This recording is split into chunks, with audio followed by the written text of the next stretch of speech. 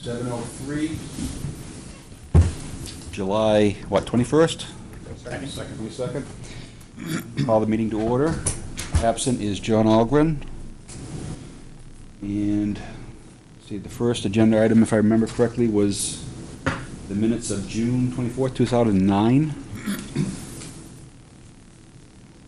Does anyone have any comments, corrections on these minutes?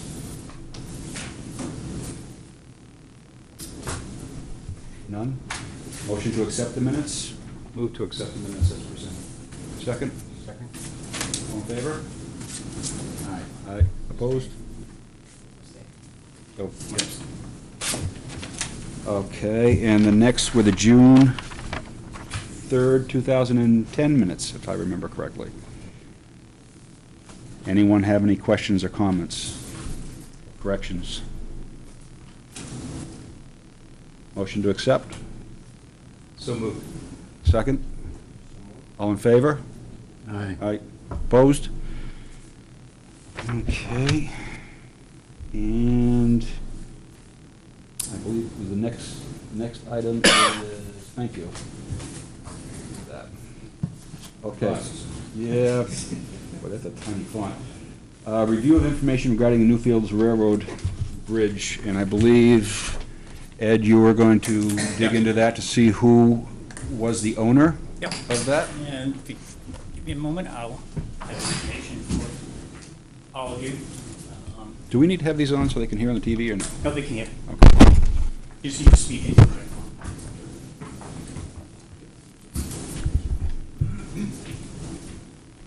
Basically, what I've provided you is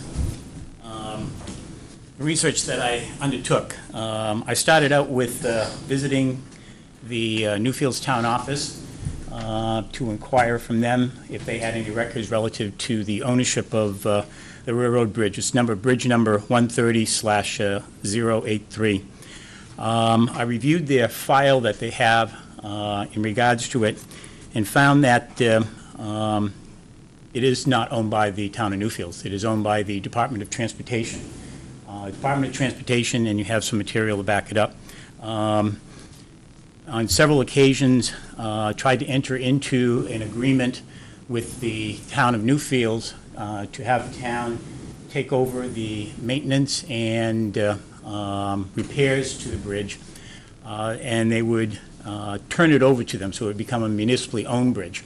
Town of Newfields, after some research by their legal counsel, decided that they were not going to enter into any arrangement. They didn't want to have any responsibility for the bridge. So since approximately 2001, thereabouts, the bridge has been owned by the state of New Hampshire, Department of Transportation, when it was given, deeded from the railroad to the state of New Hampshire.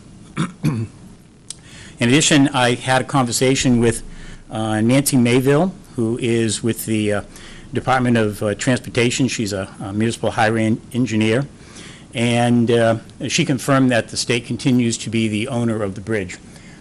She reviewed some of the correspondence that she has in her possession at DOT, where they tried to sort of negotiate an opportunity for the town to, meaning Newfields, to acquire it.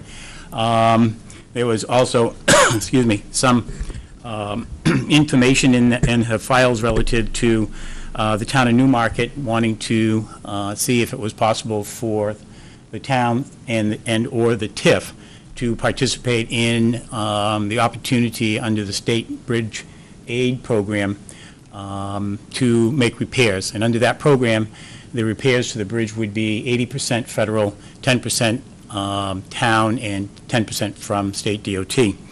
Because the bridge is in the town of Newfields, there is quite the convoluted process that needs to be followed.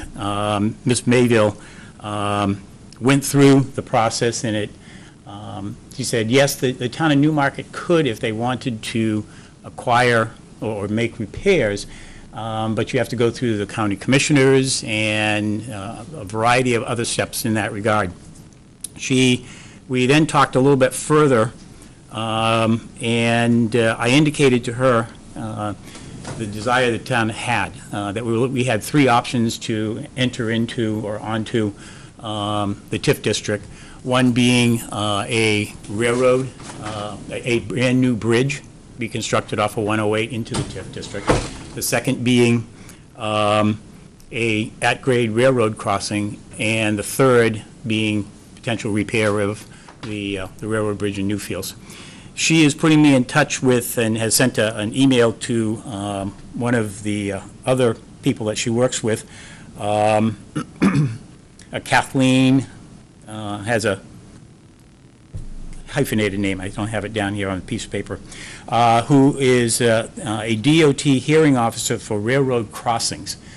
They have a separate division where they have, this woman works with either the community or DOT when they're doing road repairs as it relates to railroad crossings, and can potentially help out and assist the town in some problems they have or in discussions with the railroad. So she's supposed to contact me next week, and we'll be able to talk a little bit further about what kind of assistance they have. But at this point in time, it continues to be owned by the state of New Hampshire. And one of the things that I also provided you in the report was a copy of the most recent bridge inspection, which took place in 2000, excuse me. One of the things that Mrs. Mayville mentioned to me was the height from the excuse me, from the railroad tracks to the bottom of the bridge. She said that would be something that would need to be looked at because of the fact that I guess you have a tandem car that needs to go underneath it. I don't know how high that is, but the distance between the tracks and the bridges is, as I see it, 17.92 feet. I don't know if that's sufficiently high enough or not. They may be talking about double stack trains, which... Double stacks, okay. Double stacks, which I can't imagine would be going to, that branch goes to Portsmouth. Right. And since there's no container traffic in and out of Portsmouth, I can't imagine, at this point at least, that double stacks would move on that. But you need a higher clearance, air clearance for double stacks. That's for sure. And 17 feet won't do it. Yep. The other thing that while I was at the Newfields Town Office, I spoke with them about sort of a discussion that we all had relative to the residents across the street from the entrance exit from the Dunkin' Donuts in Newfields. And if somebody recently purchased it and if they had any idea. It was purchased and is potentially going to be used to create a right-of-way into the back area of that property because the owner owns a significant amount of property. So there's a possibility that there's going to be some kind of development in that area in the future. So I guess the bottom line at this point is if the town wanted to, or the TIF district wanted to proceed with discussions with the state of New Hampshire relative to the repairs of the bridge, there's quite the process that needs to be involved, and it would obviously need to bring in the council into it, and it would eventually go to the county attorney, to the county commissioners, because they have a jurisdiction, and from what Ms. Mayville said to me, it's sort of a new scenario that hasn't been, I guess, nobody's really gotten involved with at this point. So. Well, if nothing else, this hearing officer could be helpful to us in dealing with Shearwater on the initial proposed crossing off of Forbes Road. Correct. That was one of the things that Ms. Mayville and I talked about, because when she brought up the fact that there is a hearing officer and that the state uses them in different times when they're making repairs across railroad crossings and things, that it's somebody that could be very helpful to us. You don't have her name? I do. I have it back in the other office. So I was. If you could get that to me later, appreciate it. You may have any other questions on that? Well, it just seems that this is, I'm not sure about the expense, but it's an opportunity, an alternate opportunity in the event that the primary crossing that we're trying to achieve, for whatever reason, fails. So it's an alternate, certainly not the best alternate, but it's an alternate. And it limits us to over the road versus rail going into, possibly limits us to over the road versus rail going into the Black Bear. That's all. Did you speak up, John? Can't hear. I'm finished. Okay.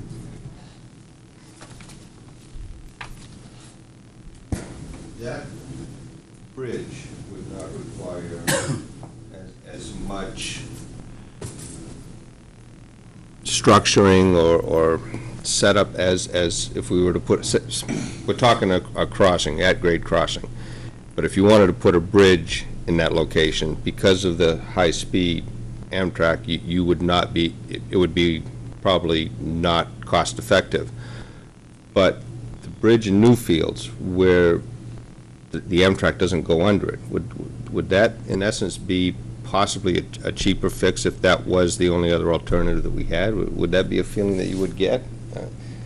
Because it's got to be very limited traffic going through there at this point, correct? Yeah, I think they only have 1 or 2 trains a day, a week. And I can look out from my house, I can look out and see the bridge across the river, and they probably haul 3 or 4 cars on each train that goes across there, so maybe it's 1 or 2 a week, and it's just a few cars, and some of those cars are the lumber cars that were going to Boise Cascade, and now they're going to move to Maine, so they've lost that traffic, so. Do you know what else is down that way? They have some propane, I've seen some propane cars, I've seen some hopper cars, and I suppose, I just surmise that the hopper cars are salt. They're loading the salt up at the port. I'm not sure, it's just my guess. I've seen some propane cars. Metal. I think metal goes out of there because the tracks go right down by where the metal pile is, so then maybe there's material that's coming in. I would suggest the metal is coming in, not going out, but Right. yeah. I've seen occasionally a gondola car, which would mean the metal. And I have seen propane cars, pressure cars, which would imply that there's an LPG dealer up there that is getting propane and somewhere around there. But there's not a lot of business going on. There are a few boxcars come back and forth. I'm not sure what would be in the boxcars, so that's just my observations from my house. The height requirement that you mentioned would be 17 feet would be, they mentioned the double stacks, I think. Unless Portsmouth has plans to become a container port, I can't imagine double stacks moving through there. But that may be a state requirement for any bridge or overpass that has to be refurbished. They need to meet that requirement, and it may be a railroad requirement that it has to meet that. Whether it's needed or not, I don't know. I know that when they repaired the bridge over here, just right outside the door, rather than bring the bridge up higher, they lowered the Lower the track. road, yeah. They lowered the railroad, so it actually goes down and comes back up again. Yeah, So it's that the could easier way also to be do an- it, yeah. Yeah, Yeah. alternative. As long as you're not flooded, that's fine.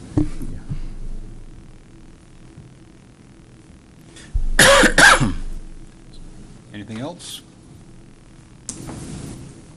So I think it's interesting that we have this information, and I appreciate, Ed, the work you've done on that, so thank you. Okay.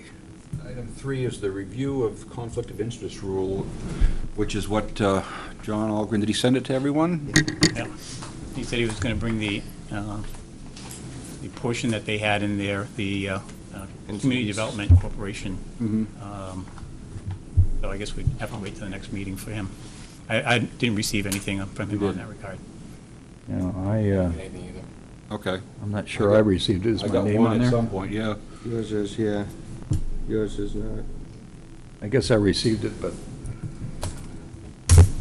Okay. I mean, we can discuss it more next meeting, but, we'll just do it next meeting, and hopefully Joan will be here, and I'll send him an email, make sure everyone gets a copy of it, and so we can review that.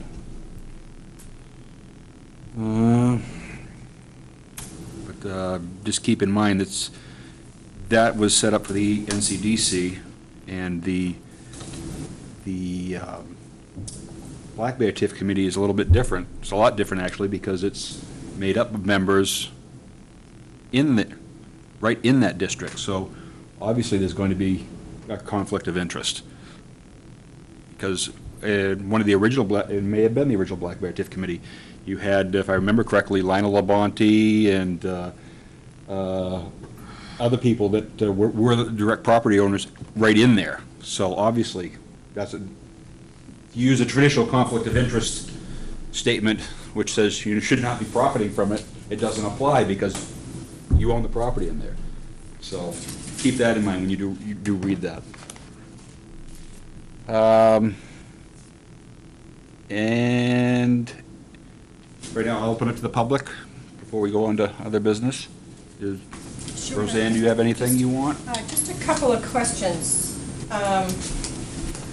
Roseanne Quox, Wally Falls Road, Newmarket. What Mr.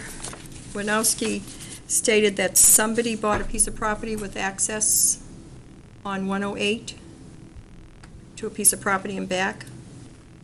In Newfields, yes. In We're Newfields. just wondering who it was. You don't know who it is? Yes, I do, but I don't think I should be saying who that person is on TV. Okay. And the conflict of interest rule has there been discussions on the board concerning property owners? I mean, the Black Bear TIF 162K is formulated that it has to be Right. property owners. You're absolutely right, and And that's a state honestly, I RSA. don't remember how and why that came up, but John Olgren, who was on the NCDC, offered to kind of take out the snippet of what they had in their rules and guidelines for the NCDC for us to look at, because it's as I just got done saying, it is unique because the board is primarily property owners or abutters, and the only place where I see where a traditional conflict of interest rule would apply would be to John and John, because they are representatives of the NCDC and the planning board. They are not property owners or abutters. Do they have voting rights? Yes. They do, okay. Because if you read the letter my attorney sent, I believe today, several members and the town attorney and Mr. Winowski and the chair got, that there is a situation that there is concern that the Black Bear TIF committee, under this circumstances, if you read 162K properly, that it should be compiled only of property owners with voting rights. And so that's another aspect of it. And I didn't attend the last meeting, and I was wondering, I don't have any minutes, and I don't believe the last meeting was taped. Wasn't televised, no. Wasn't televised. Did you go into any non-publics at that meeting? yes. That's what you did. You did. And may I ask, under which portion of 91A3 did you go into non-public for that meeting? Section D. Section D, 91A3, Roman numeral 2, D. Okay. It wasn't for litigation or any legal matters. And if you look at the, Actually, it was. We discussed legal issues. well, did you come out of that and go back into for legal? Yes. You came in and out of that And because... the minutes were sealed.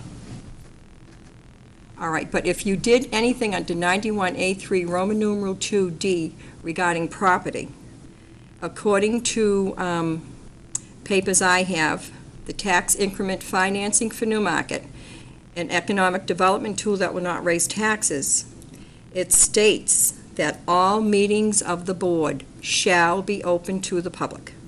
That's the formulation that the town described as to how the Black Bear TIF would be undertaken and that all meetings would be public. So I don't know that you can go into 91A3. I'm sure for certain reasons, maybe litigation, I don't know. But as far as everything else, I mean, you wouldn't be going into any other aspects for personnel or employees because you don't have any of those. And that's basically what 91A3 is there for, students and employees. So under this, I don't believe that any, and I think that's put in there so the town people know what is going on and what could potentially be done in our TIF. So instead of getting something signed, sealed, and delivered without the public input from the very beginning to know what the town wants there, and just having it signed, sealed, and delivered, and then, well, this is what we decided to put there. I think that's why that's put in there. So I suggest that you thoroughly check that to make sure that what you're doing is legal. And I think that's it for now. Thanks. Roseanne, just to address what you're saying, whatever limited power I have here, these will be open as much as possible. It's my understanding that we were discussing legal strategy, if you will, on that, and I can go along with that. I mean, Yeah. you have to play some things like that close to the vest, but as far as anything else that's going on there, Yeah. I firmly believe it should be totally transparent. And so far as, even if you're talking to someone regarding a company that wants to come in, what type of business and so forth, that has to be public. I That agree. cannot be non-public. The public has to know what's going on in our TIF districts. We have a right to know, and I believe 162K specifies that, and the town went a step further, stating in their economic development program plan for Newmarket, specifically for Black Bear TIF, that it shall be open to the public. So I think before you go into any other non-publics for any other reason other than possibly litigation, that they shall be open to the public. I agree. Thank you. And Roseanne, the letter you were mentioning, I got it at 6:10. I haven't seen it. You haven't seen it? You weren't one I of the was ones eating that- dinner. You were one of the ones, didn't see your list on the CC. Well, then I may never see it. Yeah, it's possible. With a disclaimer on that, possibly not. And right now, I'm on page 2, so Okay, fine. I've yet to get into what Could probably the nuts discuss and it. bolts. Put it in the agenda for the next meeting, maybe. Okay. Well, I think it would be good if there is a letter that involves our decision to go into non-public session, and it's written by someone, Ms. Quacks and her attorney, then it should be shared with the rest of the members of the board. Okay, well, I'm on page 2 of 5 pages, I think. But I remember reading a legal disclaimer there about sharing it with anyone that's not addressed to that, so at this moment, I'm not comfortable sharing. Ed has one? And actually, that letter is addressed to me. Right. So therefore, and it's also addressed to town's legal counsel. So it's- And until I've had an opportunity to review it with the legal counsel, I don't think anybody should be discussing it. Okay. If it's addressed to you, is it not a public document? Where it's also included to the town attorney, I want to first have a conversation with him regarding it. Because there are some accusations and some misrepresentations in there that I think we need to talk about first. Well, I'm not comfortable taking up any time on the board here or anything else on something we haven't seen Where are we taking up time? right now. I mean, we're talking about it, we have someone standing here at the podium, you've got a letter there that I haven't seen or anyone else hasn't seen, and so, Well, we just said we're going to possibly put it on the agenda for next meeting. all right, that'll be good. And as I am the client and my attorney, the attorney-client privilege begins and ends with me, and I have no problem whatsoever for anyone on this board to have this, and/or Okay. to make it a public document, I'm So sorry. there's a release. and to make it a public document. Okay, There's no reason to wait until Mr. Winowski sends it to the attorney, okay. and I will feel fine, and you can read it for yourself and make your own decisions. Okay. All right? Thank you. I thought I heard Mr. Manowski say that it was sent to the attorney initially. Correct. On the initial mailing or whatever. That's true. He was CC'd with several other people.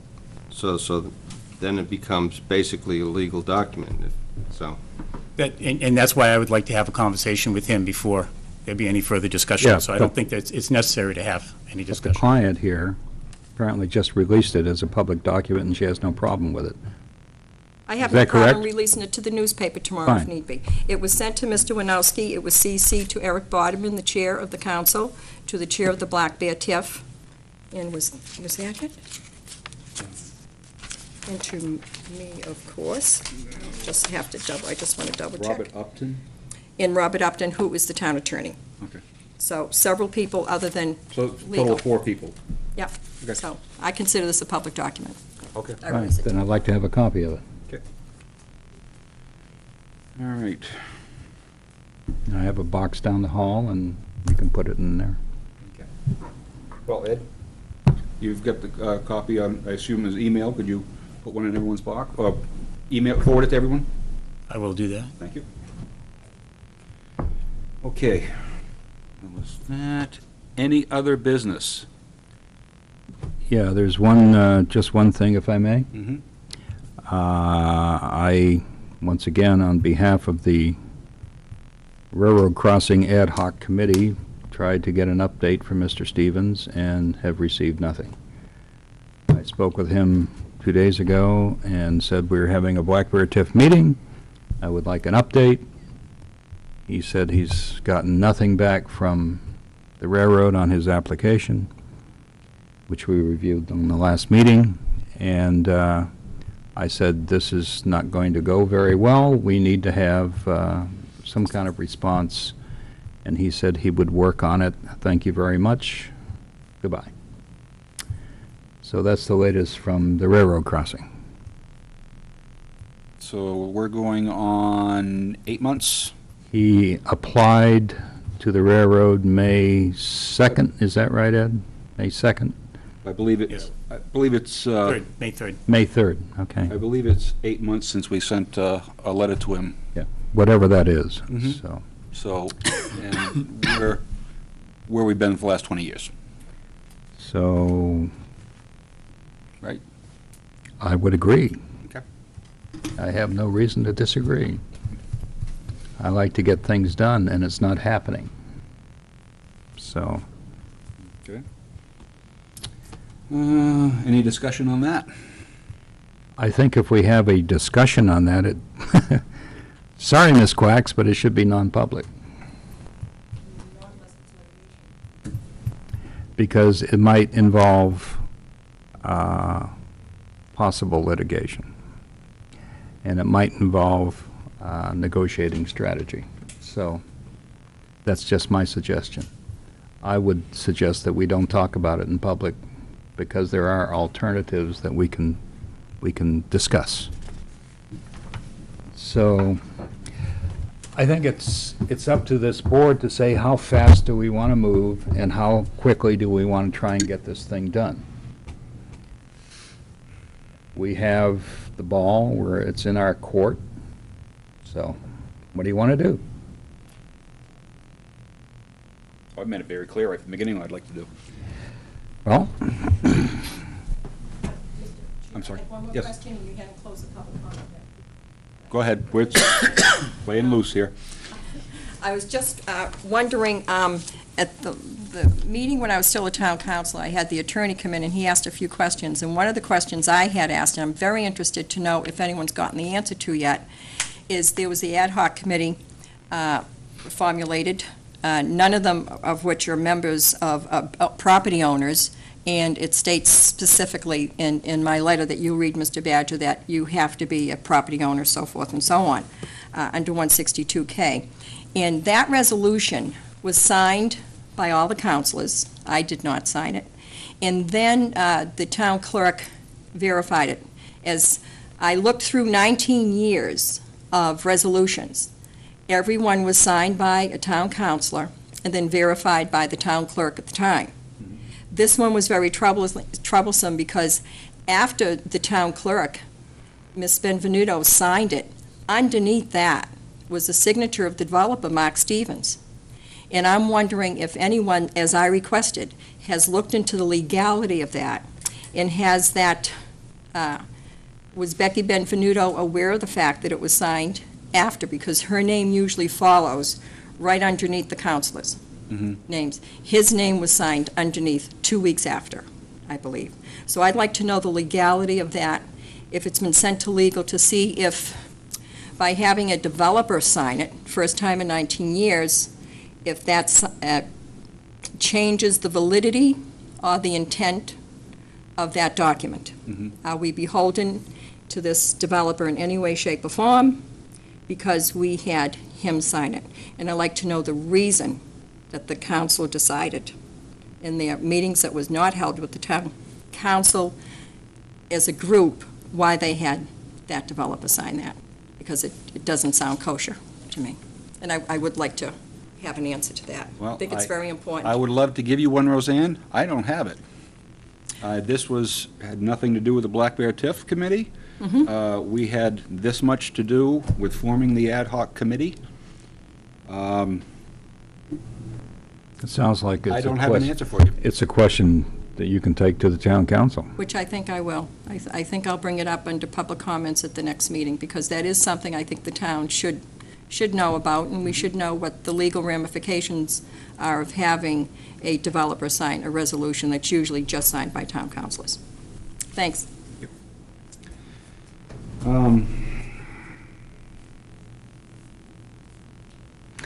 If I may, Mr. Chairman, I think it might be important for the committee to discuss, as we started to do in public session at the last meeting, and then we went into non-public, to discuss alternatives to the approach that the town and this committee have taken so far, e.g., putting the burden on Mr. Stevens to do the crossing. Well, Very candidly, if you think about it, there's not a real incentive for him to do anything, absolutely none. except there's not an incentive for him or Shearwater to push the railroad. There's not an incentive for him to take any legal procedures against the railroad to enforce the documents that he has. And if he does that, of course, then he's got to write some big checks to make sure it's done. The alternative being that he jeopardizes some property that he owns. So I guess my question to you is, how patient is this committee going to be? Well, what I would like to do, in our request of Ed, I guess I would request this of you, I'd feel much more comfortable with the town legal counsel advising us on this, and not only to find out where we should be going into non-public with this, but it sounds like we might be getting into a little deeper waters here. And I'd like to hear from the horse's mouth, so to speak, what our options are, what the realities are of pursuing this. Is that something that's possible? Yep. Okay. Can we set that up for the next Yes. next meeting? Okay. Just to be aware, that'd be a non-meeting with legal counsel. A non-meeting with legal counsel. Non-public. It's non-meeting. It's a non-meeting? Non-meeting. Minutes. So we're non-entities? No.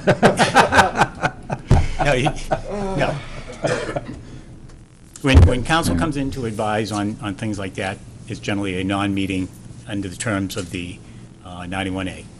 Okay. And that's what we've had when the council has attorney come in. That's how we've met with them. Okay.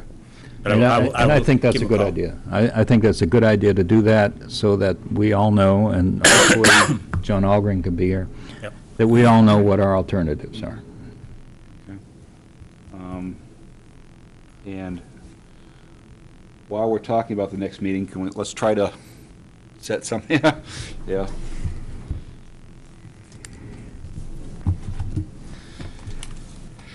We had said that we're going to have it on the fourth meeting of the month.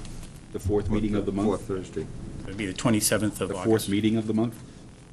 The fourth Thursday, excuse me. Okay. 26th. That'd be the 26th, right? 2, 3, 4, yeah. Yep. That should be good for me. Jason? Mike? Yeah, that's no problem. I've got an engagement, but I guess I won't go. Dick?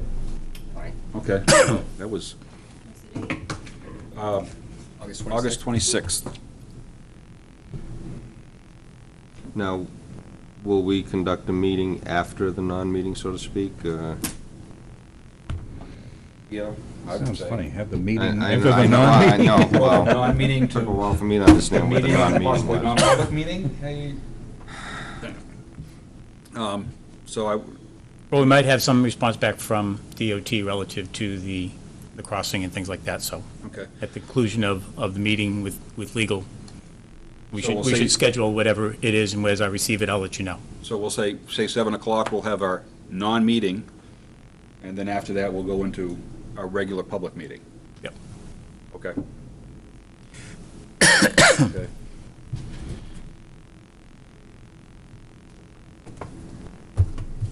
Any other business issues? No? I've got a couple things. I was gonna say, Ed, are there have you come up, any inquiries on Black Bear that, Not at this point, haven't received anything. nothing? Boise Cascade, any information on that? They've gone to Maine? All I know is that they've taken an additional year's lease on their property in Portsmouth. and that's Oh, about it. really? Yeah. So, apparently things up in Maine haven't gone as smoothly as they Work out had as well. anticipated, so they decided that they were going to stay put for a period of time. Well, maybe there will be a little more lumber traffic going into Portsmouth. Okay. Anything else? I've got a couple things. Where is this? And I'll read this, so this is to Ed.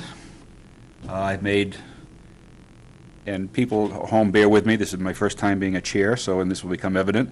I have made numerous requests to your executive secretary regarding any information that, as chair of a town committee, I should know that pertains to the proper and legal running of such committee. I have received no response to these requests, and I now formally request that you, as town administrator, supply me with any pertinent information.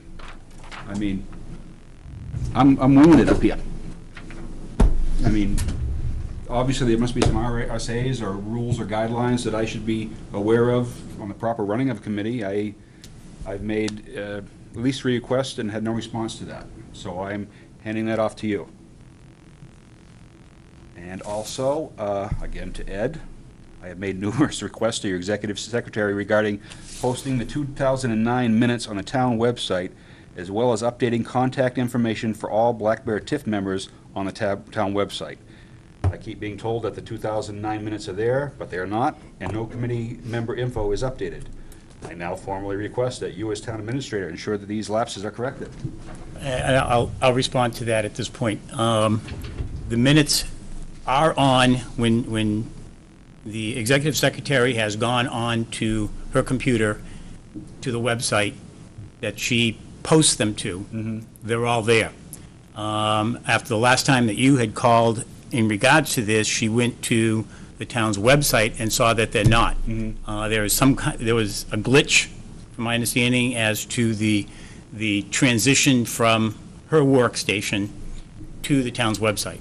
And I think that's been, I haven't looked at the Black Bear TIFF meetings. If I they're looked not at them there, just before then I we will came. still, then, I know Doug has looked at them and that we're working on it. I know that he's been sidetracked with a couple other issues relative to the servers on, for the assessing department, but we're working on trying to transition that so we can have it. Well, I've been asking for over a month. No minutes from 2009 are posted, and that doesn't look very good. I'm trying to hide something. So please, If anyone has come into the office and asked for the minutes, she has them and she makes them readily available. if the other minutes are on the website, so should 2009's. Do you have a estimation when they'll be up? As I said earlier, we're working on that to get that done. The IT person has a responsibility to take care of that, and he is going to be looking and getting that up as soon as possible.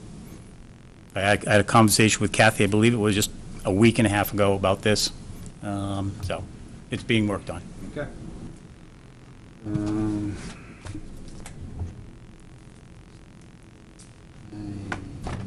I think that is it. Anything else? Motion to adjourn? So moved. Second? In favor? Aye. Opposed? 7:44.